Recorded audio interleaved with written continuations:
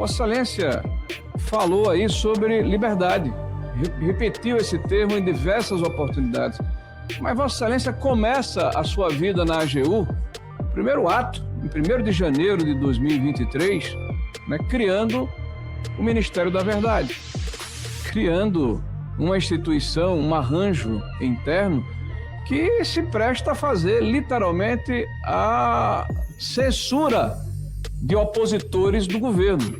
Sejam bem-vindos, o meu nome é Bruno, deixe o seu like e inscreva-se no canal.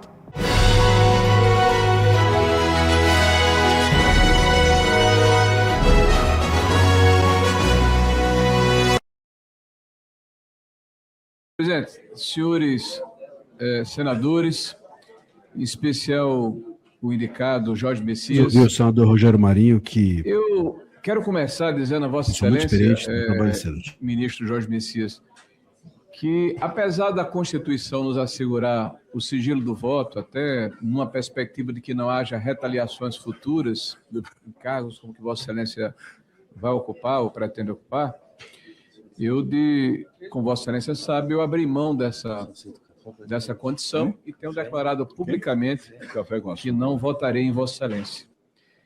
Mas, para que não pareça uma birra, nem tampouco uma questão estritamente política, partidária, eu vou usar o tempo que disponho para dizer a Vossa Excelência por que não farei.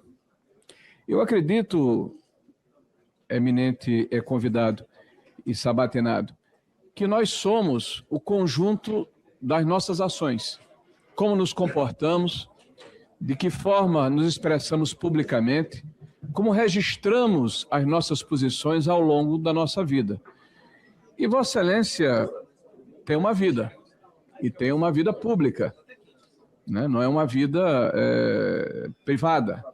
E eu não vou voltar no tempo, eu vou falar apenas dos últimos 3 anos. Vossa Excelência afirma, por exemplo, que o Supremo Tribunal Federal é a instituição central do nosso arranjo democrático. Permita-me humildemente discordar. O Supremo Tribunal Federal é um dos 3 poderes da República. E veja, essa diferença ela é fulcral na nossa argumentação. O Supremo Tribunal Federal tem, infelizmente, desbordado a lei, relativizado a Constituição e aplicado de uma forma absolutamente corriqueira o que eu denomino de jurisprudências de exceção. Não é por acaso que hoje a sociedade, de uma maneira quase que majoritária, desacredita do judiciário a partir da sua mais alta corte, pela partidarização, etc. Vossa Excelência faz uma tese de doutorado e houve uma pergunta ou perguntas feitas pelo senador Moro e com muita propriedade foi colocado que há uma distância da questão fática de uma tese de doutorado, porque é uma tese acadêmica, onde se coloca uma situação em função da resposta necessária para se graduar, no caso, como doutor.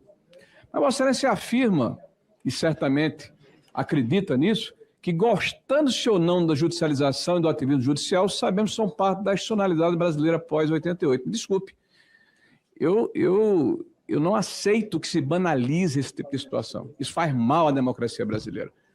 Eu acho que esse tipo de afirmação é como se nós achássemos que a sociedade, a democracia está doente e tem que ficar doente, não vamos aplicar remédios. Não, é necessário remediarmos essa situação. Vossa Excelência fala a respeito da heróica atuação do STF e do TSE diante de ameaças, e que o STF é o defensor da democracia. Não! Quem defende a democracia brasileira é o povo brasileiro, são as instituições como um todo, e não uma única instituição, e nem existem super-homens.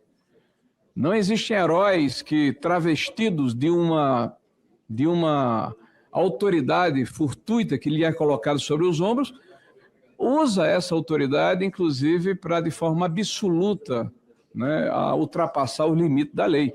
Aliás, essa questão dos inquéritos intermináveis é uma pergunta que eu farei a Vossa Excelência ao final, e que caracteriza muito essa situação que falei anteriormente.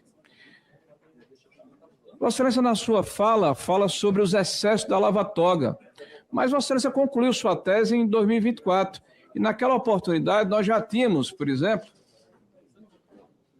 notícias da Vaza Toga, onde o eminente ministro Alexandre de Moraes era presidente do Tribunal Superior Eleitoral, e vazaram conversas do seu juiz auxiliar, o senhor Ayrton, se eu não estou enganado, com o Tagliaferro, onde ele propõe que haja, deixa eu ver aqui a utilização, criatividade para se colocar provas contra uma revista ou contra um adversário político. Eu tive o cuidado de representar junto ao CNJ. O CNJ me respondeu que eram conversas normais entre servidores públicos. Vossa Excelência falou aí sobre liberdade, repetiu esse termo em diversas oportunidades. Mas Vossa Excelência começa a sua vida na AGU, o primeiro ato, em 1º de janeiro de 2023, né, criando o Ministério da Verdade, criando uma instituição, um arranjo interno que se presta a fazer literalmente a censura de opositores do governo. E digo isso, né? Aqui está, ó, as redes sociais, né, a detratores do governo, aqueles que utilizam a crítica legítima para fiscalizar o governo de ocasião. Vossa Excelência, na sua tese, fala de golpe, de ultraliberalismo. Eu queria entender o que é ultraliberalismo. Me parece mais um jargão, uma palavra que é colocada entre iniciados, que tanto o Temer como o Bolsonaro são ultraliberais, que a reforma da Previdência é draconiana, que a agenda econômica de Bolsonaro instituiu garantias legais aos capitalistas. Me parece um jargão utilizado, né, antes que era do Muro de Berlim, na década de 80. Né? Então, eu fico preocupado, porque Vossa Excelência vai estar no Supremo Tribunal Federal, ou pretende estar, julgando temas importantes, e a gente não pode ter esse tipo de posicionamento, que está ultrapassado, bizarro, tacanho, já se perdeu no tempo. Aliás, o governo que Vossa Excelência fez parte foi o governo que proporcionou o maior lucro aos bancos que ele diz combater na história. Nunca banco ganhou tanto dinheiro, nunca o capitalismo foi tão beneficiado como no governo que Vossa Excelência faz parte. Vossa Excelência, como AGU, fala que sem justiça não há liberdade. Concordo. E sem liberdade não há justiça. Então, na hora em que se cria a Procuradoria Nacional da União de Defesa da Democracia, há uma questão antagônica em relação a esse processo. E há casos assim, eu diria, muito importantes que precisam ser colocados, como o pedido de Érica Hilton, a AGU pede censura no X sobre misoginia, sobre essa questão do Brasil paralelo, que se faz uma crítica a uma determinada lei e é pedida a retirada desse material. A AGU faz censura silenciosa às redes, ou seja, várias Big Tech estão recebendo orientação para retirar conteúdo das suas páginas. E eu, senhor ministro, fiz várias representações para essa entidade para verificar se ela realmente era partidária, se era idônea. Inclusive, representei contra o presidente Lula quando ele afirma: eu volto à presidência em 2023 e encontro 33 milhões de pessoas passando fome. Ó, mentira e PT está no DNA. Mas aí eu entreguei uma representação para Vossa Excelência arquivou contra o fake news claro do presidente Lula, entre outros tantos aqui, para testar essa idoneidade desse órgão. Né? Depois, Vossa Excelência propõe e dá um parecer contra a derrubada do artigo 19 do Marco Civil da Internet. Isso é na contramão do que é liberdade de expressão, porque o artigo 19, que foi declarado, ou se tentou dar a inconstitucionalidade do artigo 19, dizia que para você tirar algum conteúdo tinha que haver ação do judiciário, ampla defesa. E Vossa Excelência propôs que de fato era inconstitucional e defendeu, inclusive, a cassação da Jovem Pan, de um órgão de comunicação. Vossa Excelência fez um Twitter onde Vossa Excelência diz: determinei que a Procuradoria-Geral da União apresente ainda hoje nova manifestação mediante ao qual declara expressamente o ingresso da União no polo ativo da demanda, ao lado do Ministério Público Federal. Não toleraremos ataques à democracia, razão pelo qual estaremos ao lado do Ministério Público Federal para apurar a conduta da concessionária da Radiodifusão. Vossa Excelência está propondo aqui tirar do ar uma emissora de TV, de rádio, de comunicação. Mais adiante, Vossa Excelência recuou e saiu do polo ativo, mas fez o ato. E eu não tenho dúvida que Vossa Excelência, quando fez, o fez de maneira absolutamente consciente, né? A AGU revoga a portaria que regulamentava o uso de precatórios para pagamento de entidades e órgãos federais. Vossa Excelência, através de um ato de portaria, Vossa Excelência que respeita a lei, a Constituição, uma portaria de Vossa Excelência sobrestou a aplicação de uma ação constitucional. A hierarquia das leis está na contramão do que Vossa Excelência fez. Depois que a Vossa Excelência, por uma portaria, afrontou o Congresso Nacional, né? Vossa Excelência voltou atrás, né? Pediu que houvesse a constitucionalidade da inconstitucionalidade da emenda dos precatórios, mas Vossa Excelência, a princípio, passou por cima dessa situação. A questão do decreto do IOF, nós sabemos que o IOF é um imposto regulatório, e o próprio ministro da Fazenda fala que era arrecadatório. Vossa Excelência é advogado da União, ou seja, de todos os três poderes, mas Vossa Excelência pediu a inconstitucionalidade. E, por fim, a questão que Vossa Excelência coloca aqui, que eu já estou extrapolando o tempo, que eu busquei aqui e achei interessante. Vossa Excelência que se coloca com princípios religiosos, eu não posso dizer ao contrário. Vossa Excelência é uma pessoa das suas convicções, mas Vossa Excelência cita um trecho do Sermão da Montanha, das Bem-aventuranças, onde fala: bem-aventurados os pacificadores, porque serão chamados filhos de Deus. Mas Vossa Excelência deu uma declaração dizendo que é inconstitucional e uma agressão à população brasileira falar de anistia. Vossa Excelência chamou todos aqueles que estavam naquela praça de golpistas. Vossa Excelência teve uma posição intransigente e nada cristã. Senador Rogério, o tempo de Vossa Excelência já esgotou. Tudo bem, eu peço apenas um minuto para concluir. Peço a compreensão de Vossa Excelência. Todos os outros senadores respeitaram o tempo, senador. Tudo bem, mas como tiveram outros que me deram um espaçozinho, um minuto só para concluir. Senador Rogério. Por fim, para concluir. Pois não, peço a Vossa Excelência a conclusão. Eu vou concluir. Então, eu quero dizer a Vossa Excelência, eu ouvi Vossa Excelência atentamente, e com todo respeito fiz as minhas arguições, e lhe disse os motivos pelo qual não votarei em Vossa Excelência, não votei, já votei, né?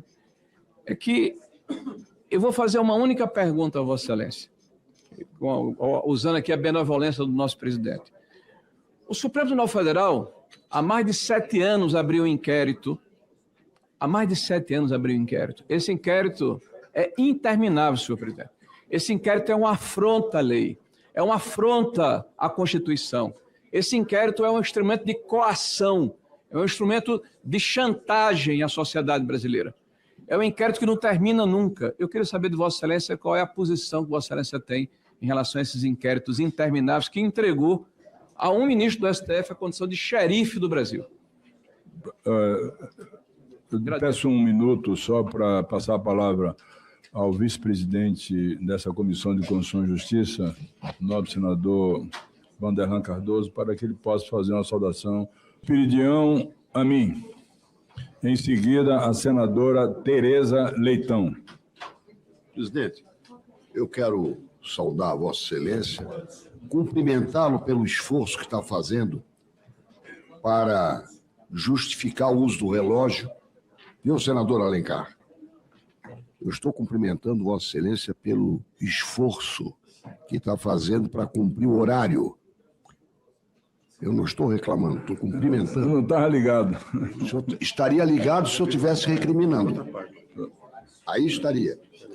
E quero cumprimentar também o senhor Marinado, assim como os demais indicados de hoje. Eu não vou me alongar. Não é mesmo? Mas na véspera da provável votação da dosimetria, eu não posso deixar de lembrar pelo menos o exemplo catarinense que foi citado pelo senador Flávio Bolsonaro. O senhor Alcides foi condenado a 14 anos de cadeia piedosamente, legalmente, segundo imaginam os juristas que mandam no país. 14 anos de cadeia porque fez um Pix de R$500 para contribuir para o pagamento de um ônibus que seguia para protesto, Vinícius Múcio. Talvez tenha pago mais alguma coisa, mas não pagou para transporte de arma. E foi condenado porque participou de um golpe armado, que Vossa Excelência teve a coragem de, falando a verdade, dizer que não aconteceu. E é o que eu acho também. Então, este 8 de janeiro, doutor Messias, foi informado a 39 agências do atual governo, e eu tenho aqui a lista, e não tirei de documento confidencial, porque nunca houve, mas tirei do Congresso em Foco, edição de 17 de julho de 2023, que não foi contestado.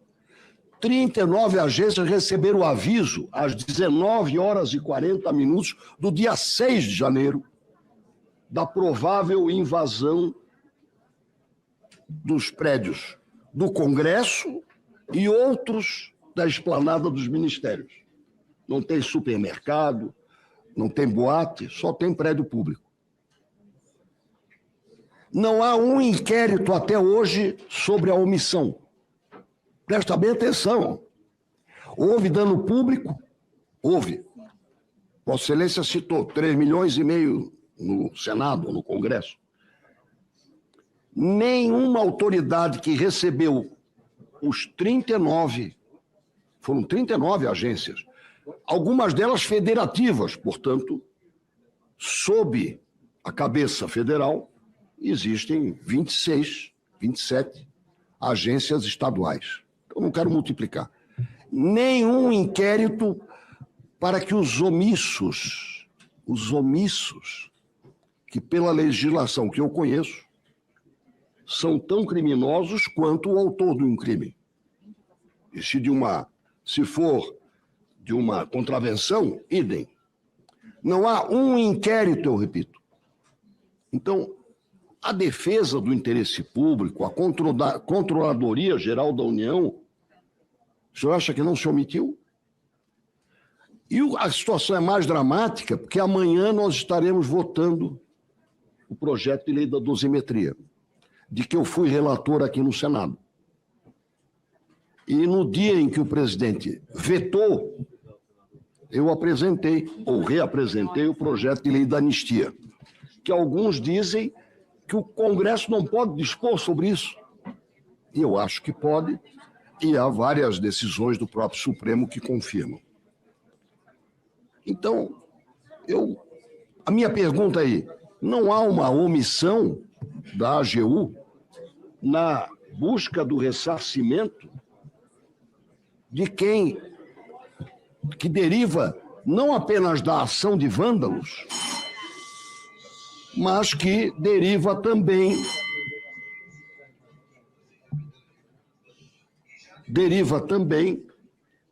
da omissão e da cumplicidade por omissão. Segundo, eu queria lembrar que este fato adverso da lei das estatais, de considerar inconstitucional o conjunto das exigências para preencher aqueles 587 cargos, que foram considerados, essa exigência foi considerada inconstitucional por um ministro, na época o ministro Lewandowski, meados de março de 2023.